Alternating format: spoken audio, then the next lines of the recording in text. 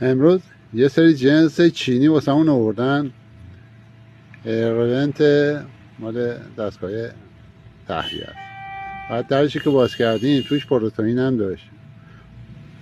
گفتیم حالا شاید این یه دونه است، دیدیم توش پر لارو حشره است. حالا جنسایی که از چین داره وارد میشه ها، نگاه کنید.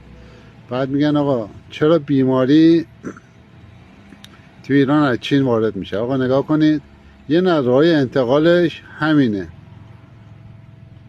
داخل جعبه چینی پر از ایناست. حالا این یه جعبهش بود، جعبه بعدیش از این یکی بدتر. نگاه کنید، این یکی رو باز کردیم، این یکی که دیگه هیچی، دیگه انگار کلونی بود تو اونجا.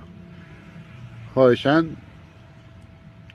با سلامت مردم بازی نکنید. فقط مواد غذایی که نیست، نگاه کنید به این شکل این تخما با حشراتشون وارد مملکت میشن، بیماری ها وارد مملکت میشن و هیچ گونه رسیدگی هم نمیشه.